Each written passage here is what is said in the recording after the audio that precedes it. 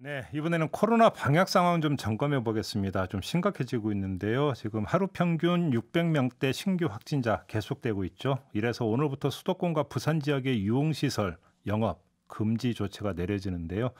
이런 상황에서 오세훈 서울시장은 이른바 서울형 거리두기 매뉴얼을 추진하겠다 이렇게 좀 밝혔습니다. 그래서 논란거리가 되고 있는데 자, 이에 대한 방역 당국 입장 들어보도록 하겠습니다. 중앙사고수습본부의 윤태호 방역 총괄반장 전화로 만나봅니다.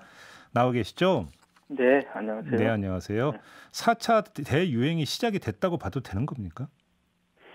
아직까지 판단이 조금 저희들도 시작이 됐는지에 대한 판단을 조금 신중하게 하고 있는데요. 네. 아직까지는 4차 유행이 본격화되기보다는 음, 3차 유행이 계속해서 지속이 되고 있고 네. 언제든지 4차 유행으로 갈 수 있는 위험성이 높은 음. 시기라고 그렇게 저희들은 보고 있습니다. 근데 일각에서는 네. 선제적으로 오히려 사회적 거리두기를 올렸어야 되는 거 아니라는 목소리도 나오던데 그렇게는 보지 않는 겁니까? 당국에서는? 네, 일단 조금 더 사항을 좀 추이를 지켜보기로 하기로 했고요. 예. 지금 이제 수도권 같은 경우에 유흥시설 같은 경우는 집합 금지에서 영업시간 제한으로 많이 이제 조금 완화된 상황이었습니다. 그렇죠. 그래서 그 부분은 2단계 원칙에 따라서 집합 금지를 원칙적으로 음. 적용을 하는 것으로 일단 했고 네. 여러 가지 고위험 시설에 대한 관리를 강화하는 그런 방식으로 해서 4차 유행을 억제를 하는 예. 부분들을 지금 현재 조치를 지금 취했습니다. 말씀하신 고위험 시설의 관리를 강화한다. 그 차원에서 나온 조치가 이제 수도권과 부산 지역의 유흥업소들의 영업을 이제 그 금지시키는 거 아니겠습니까? 이 네네. 방안을 그 꺼내든 이유가 뭘까요? 일단 뭐 부산이라든지 수도권도 마찬가지고요. 네. 지금 현재 부산 같은 경우는 유흥시설에 의한 집단 감염이 거의 한 360명 이상, 거의 한 어. 400명대 수준까지 지금 N차 전파로 인해서 확산이 되고 있는 상황이고요. 음흠.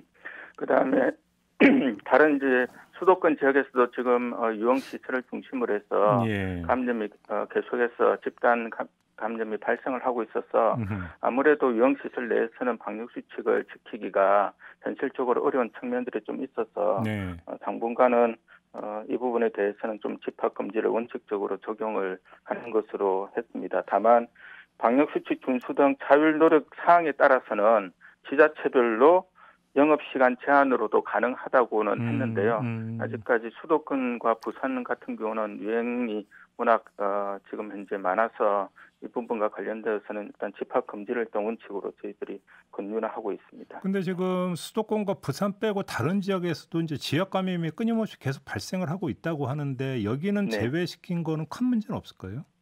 음, 일단 부분적으로는 어제 울산시에서 2단계 조치를 취했고요. 예. 네. 그다음에 다른 지역에서도 감염자 수의 사항에 따라서 음. 2단계 조치를 취해서 유흥시설에 대한 집합 금지를 하는 것도 있고 영업시간 제한을 하는 그런 네. 두 가지 이 선택을 하는 경우들이 있습니다. 알겠습니다. 근데 좀 또 한 가지 유행 상황이 호전되지 않으면 식당이나 카페 등의 운영 제한 시간도 1시간 단축하겠다 이렇게 밝혔는데 네. 그러면 상황이 호전된다, 호전되지 않는다를 가르는 기준은 어떻게 되는 겁니까?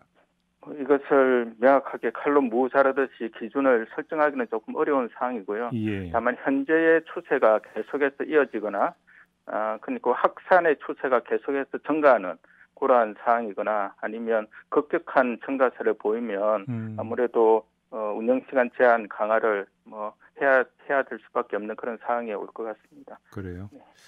지금 오세훈 서울시장이 이른바 서울형 거리두기 매뉴얼을 그 이야기를 했는데 지금 보도를 보면 식당은 밤 10시까지, 콜라텍은 밤 11시, 유흥주점은 자정까지 영업을 허용하는 방안 이런 게 지금 거론이 되고 있는데 어떻게 평가를 하세요? 뭐 내부적으로 검토를 하고 있는 사항이다라고 판단을 하고 있고요. 또한 관련 협회의 의견을 듣고 수렴하고 있는 그런 중이라고 저희들은 알고 있습니다. 예.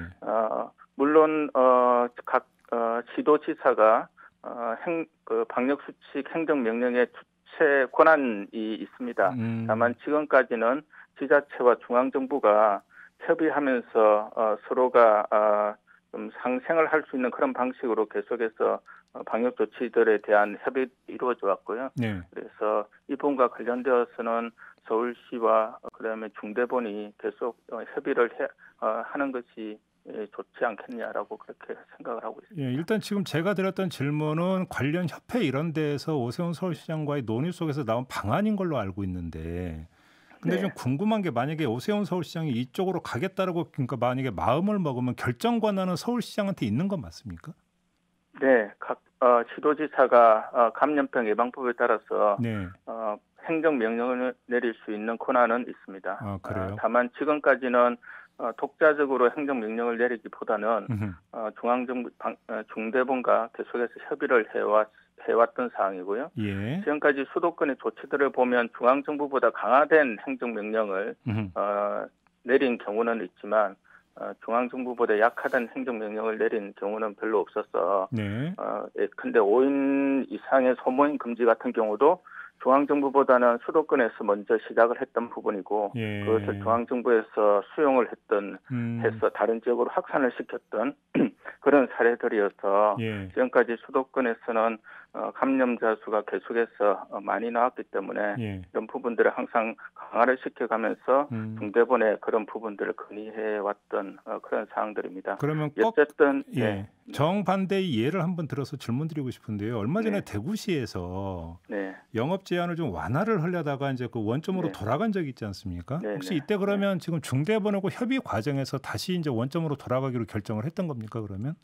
네, 협의를 하면서 아무래도 대구 같은 경우도 뭐 환자 수가 적게 나오긴 하지만 네. 유흥 시설과 관련되는 부분들은 좀 전국적으로 같이 보조를 맞추면서 가는 게 좋겠다라고 중대본과 협의를 하면서 네. 그렇게 조정이 된 부분들입니다. 그럼 만약에 서울시에서도 네. 협의를 요청해 오면 보조를 맞추는 게 좋겠다라는 그 답변을 할 가능성이 높다는 걸로 이해를 하면 되는 거죠, 반장님? 지금의 상황에서는 수도권이 확진자 수가 계속해서 많이 나오는 상황이고 하기 때문에 예. 최대한 중대본의 수도권과 중대본이 같이 협의를 하면서 진행을 하는 것이 저희들은 맞지 않는가 생각하고 있습니다. 지금 정은경 청장 같은 경우는 서울형 거리두기 매뉴얼에 대해서 이제 원칙에 부합하는지 따져보겠다라는 취지의 발언을 했던데 정은경 네. 청장이 했던 원칙이란 걸 어떻게 이해를 하면 되는 겁니까? 원칙이라는 게 아마 그런 의미인 것 같습니다. 지금 거리두기 단계에 따라서 조치해야 될 사항들이 있습니다. 예. 그래서 거리두기 2단계에서는 유흥시설에 대한 집합금지고 그다음에 뭐 식당이나 카페 등에 대해서는 시간 제한이 있는 부분이고요. 네. 그래서 그 거리두기 단계별 기준에 따라서 적용을 하는 것이 맞지 않겠느냐라는 것이 기본적인 원칙을 말씀하신 것이라고 저는 그렇게 생각을 하고 있고요. 예. 지금 현재는 수도권 같은 경우는 아무래도 사람 간의 이동이나 접촉을 최소화하는 것이 무엇보다 중요한 조치라서 그런 부분을 같이 고려를 해야 되지 않을까 생각하고 있습니다. 근데 이제 오세훈 서울시장이 이제 그 서울형 거리두기를 고민하는 그 바탕에는 사실은 그 당국의 일방적인 영업 제한에 따라서 소상공인과 자영업자들이 지는 부담이 계속되고 있는 거에 대한 어떤 고려가 깔려 있다고 봐야 되는 거 아니겠습니까? 네. 사실 이것도 현실적인 문제잖아요. 네, 그래서 저희들이 기존에 수도권이 2단계로 있었음에도 불구하고 유흥시설에 대해서는 영업시간 제한으로 조치를 취해왔던 것입니다. 처음에는 집합 금지로 했다가 영업시간 제한으로 일단은 완화를 시켰는데요. 그 완화시킨 이후에 감염자 수가 계속해서 좀 증가하는 그런 상황들이 있어서 이번 3주간은 원칙에 따라서 2단계 원칙에 따라서 적용을 하는 것이 바람직하겠다라고 판단을 해서 그렇게 했던 것이고요. 아까 말씀드린 바와 같이 방역수칙 준수 등의 자율 노력에 따라서 지자체별로 집합금지 대신에 운영시간 제한을 적용을 할 수는 있습니다. 하지만 그것은 각 해당되는 지역의 위험도를 정확하게 평가한 다음에 그리고 유흥시설 등에 대해서 방역수칙이 철저하게 이행될 수 있을 것인지 이런 부분에 대한 판단을 한 후에 이러한 이제 완화된 조치를 지자체별로 할 수 있을 것 같기는 합니다. 근데 사실 국민 입장에서 이제 가장 우려되고 걱정되는 부분은 지금 방역 최일선에서 관리하고 있는 당국과 지자체가 만약에 엇박자를 내고 불협화음을 내는 경우 아니겠습니까? 아직까지 뭐 엇박자로 하기는 그렇고 왜냐하면 저희한테 공식적으로 요청이 들어온 것이 아니고 예. 나름대로 지자체 자체 수준에서 음. 검토를 하고 있는 부분들이기 때문에 네. 뭐 언제든지 그런 자체적인 검토는 할 수가 있는 부분이고요. 네. 다만 이제 그것이 이제 공식화되기 전까지는 지자체와 중앙 정부가 같이 이런 부분에 대해서 협의를 좀 하는 것이 필요하겠다라는 알겠습니다. 생각입니다. 혹시 이게 지금 확진자가 다시 늘어나는 추세에서 변이 바이러스 요인도 좀 작동을 하고 있는 걸로 봐야 되는 겁니까? 외국에 비해서 변이 바이러스가 그렇게 큰 비중을 차지하고 있지는 않은 것 같은데요. 예.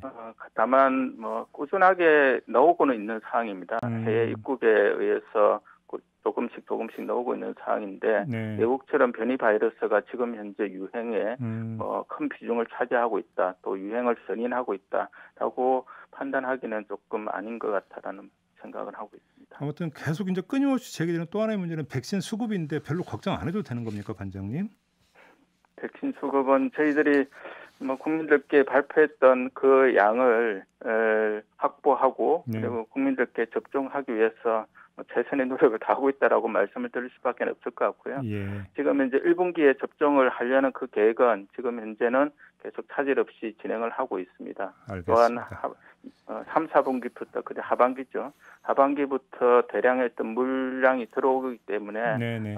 3, 4분기부터는 훨씬 더 나아진 상황이 될 수가 있을 것 같습니다.